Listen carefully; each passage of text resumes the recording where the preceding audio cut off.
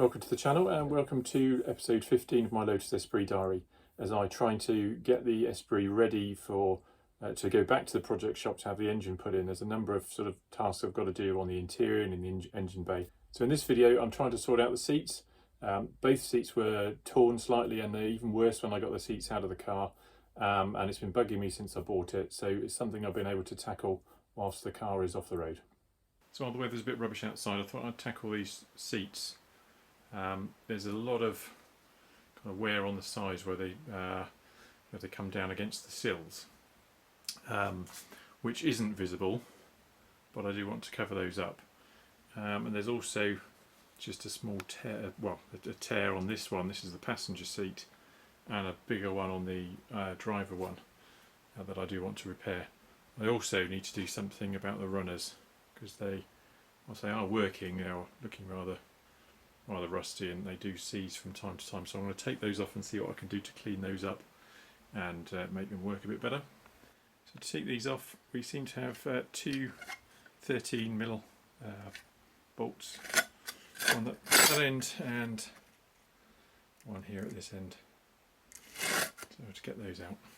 So one thing I find when I take these bolts out, these are the ones at the rear, is they've got an awful lot of spacer washers, and I'm sure I've read one of the sort of tips around making extra legroom, which I talked about in an earlier video, was to take some of these out.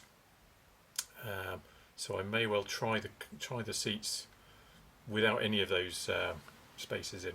So with the size of these seats, particularly the driver's side, like this one, there's not a lot I can do here really. I can't really, you can't sew that up. The gaps are too big. The material's just pretty shot.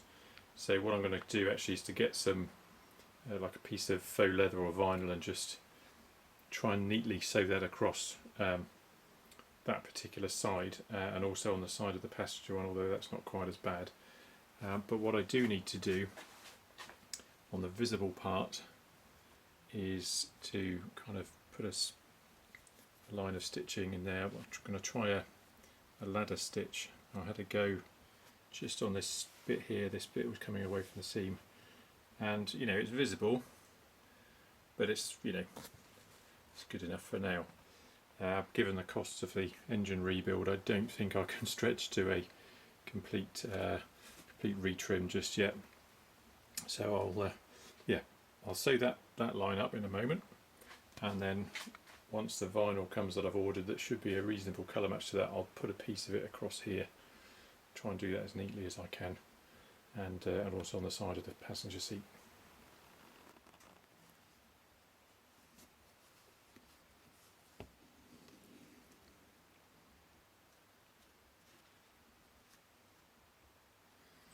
So you see I'm using a curved upholstery needle.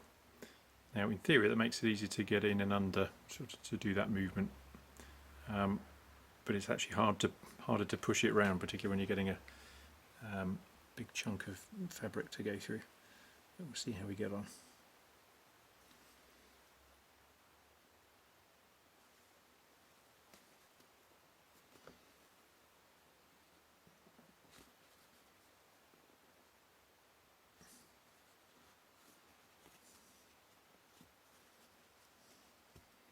It's the kind of thing that if you knew a surgeon, it would probably be useful. So I imagine they'd be quite good at this, doing stitches.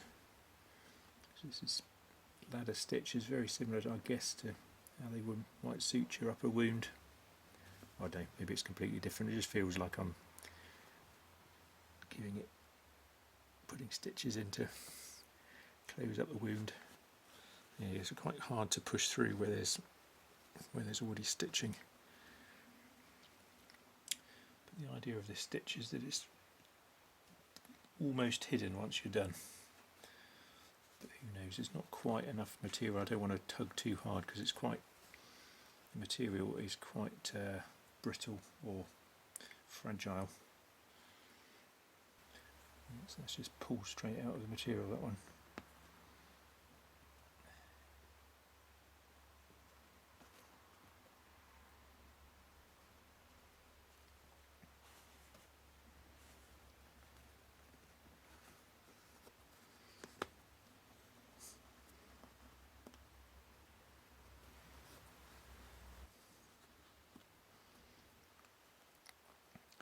could do with a smaller needle. This is the smallest one I've got that's curved.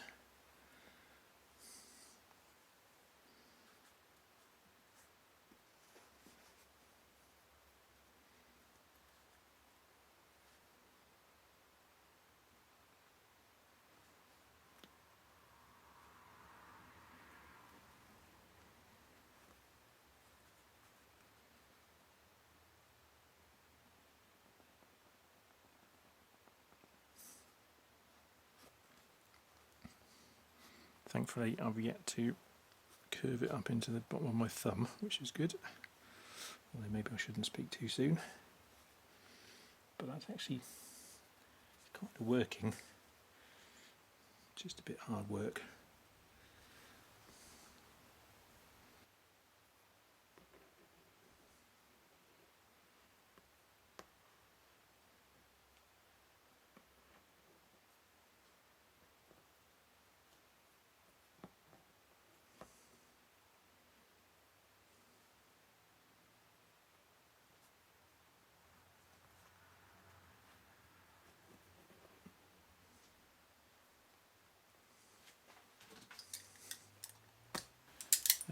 As I said, it's not invisible, but that's not too bad. And hopefully, once this side covering is in place, then at least there'll be no tears, obvious tears on the visible part of the seat.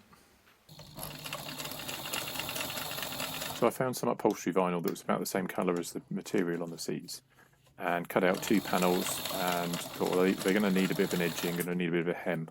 So I took them down to my in-laws, who are very handy with the sewing machine, and got them to just sort of stitch a hem into them both, so that make a nice neat edge when we come to sew them onto the actual seats.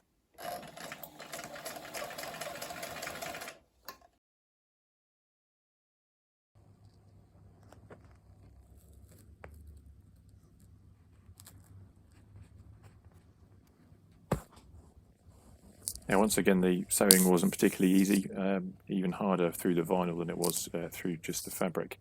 But I think ultimately it's turned out okay, and what will happen then is I'll put the runners back on and get the seats back in the car.